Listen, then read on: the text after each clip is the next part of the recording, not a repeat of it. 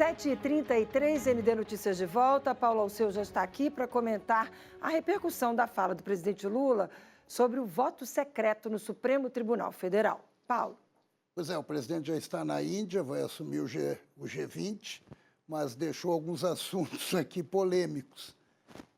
Continua, como a Márcia falou, repercutindo no âmbito político e também no judiciário a manifestação do presidente Lula de tornar secreto o voto dos magistrados supremos.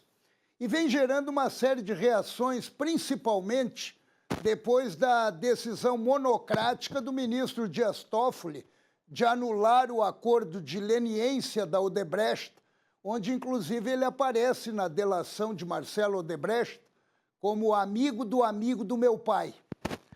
Essa manifestação se localiza à margem da Constituição, rompendo com o princípio da transparência e da publicidade.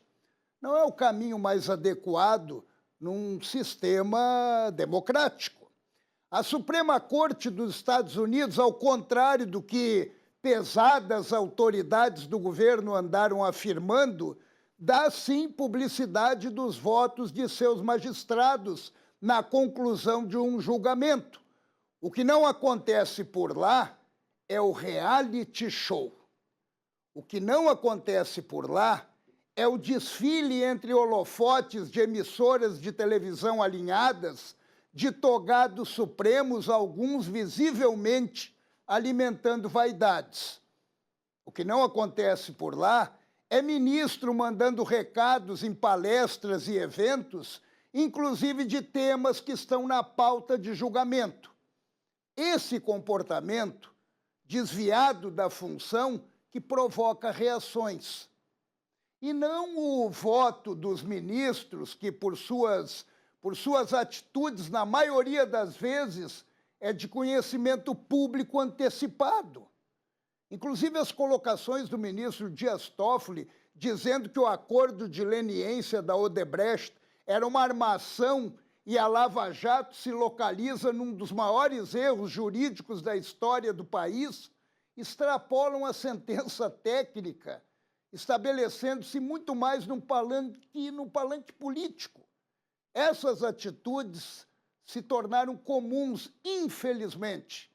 Isso sim está muito mais no contexto de reações negativas da população do que o voto de um ministro. Lá nos Estados Unidos é priorizada a discrição. Aqui transborda a indiscrição e também o ativismo. Esse é o ponto principal.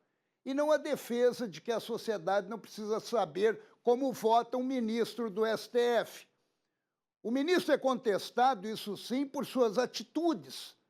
Pode haver, claro, reação quanto ao voto, mas quando embasado no saber jurídico e sustentado pelos autos, além da proteção inarredável da lei maior, certamente terá outro tratamento e respeito.